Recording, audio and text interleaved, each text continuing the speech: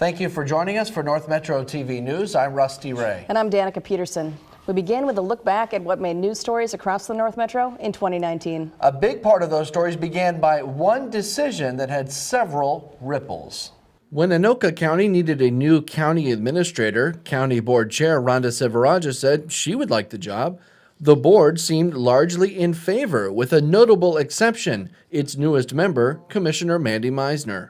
It's the process and making sure that everybody understands that. Is that kind of what this boils down to in one regard? You know, normally whether it is a school board, looking for a superintendent, or a city looking for a new city manager, these top level positions are typically have some kind of process in place. And so I just assumed Anoka County would also have some kind of process in place to help guide me to make a good decision. Still, with Meisner and Commissioner Mike Gamash's objections, the process took a little longer, but the board did appoint Silveraja as administrator. She told North Metro TV she was sad to leave her post on the board. To me, this has been one of the greatest honors of my life.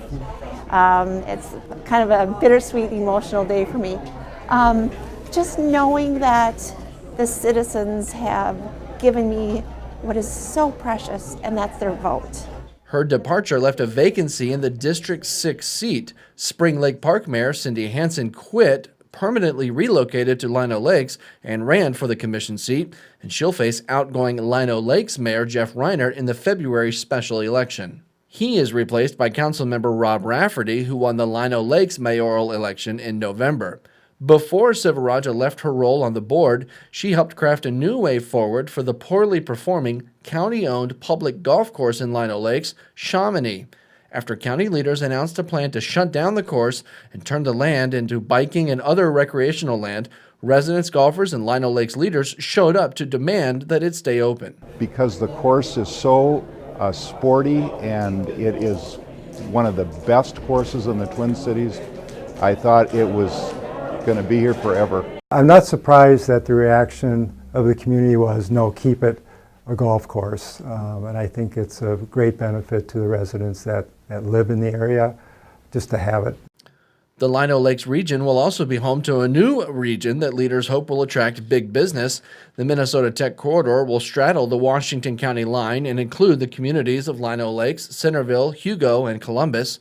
On the other side of Anoka County, those who live near Northtown Mall were not pleased to learn that Metro Transit would move its bus transfer station to an empty parking lot directly across from their neighborhood.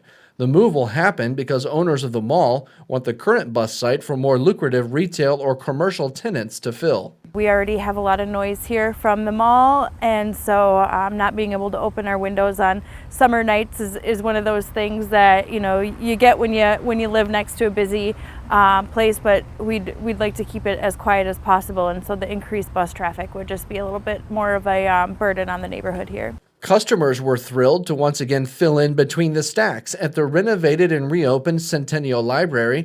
Anoka County leaders touted the updated facility in Circle Pines, which reopened in July, and it includes the IQ Kitchen, a classroom space unlike anything else in the area. The more we got talking about it and the more the idea came along, it just is just an extension of what we do here at the library. It was a year of firsts for Anoka County, as Blaine hosted the first PGA Tour event in the Twin Cities in decades.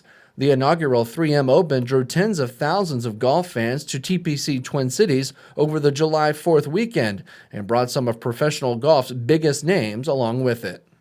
The 3M Open will return a little later in the summer at the end of July in 2020. Another footnote is 4 people who have filed to take Rob Rafferty's spot on Lino Lakes City and Council include 3 people who ran unsuccessfully for office in November. You'll find that story right now at northmetrotv.com. And when we come back, we'll look at more great stories from 2019.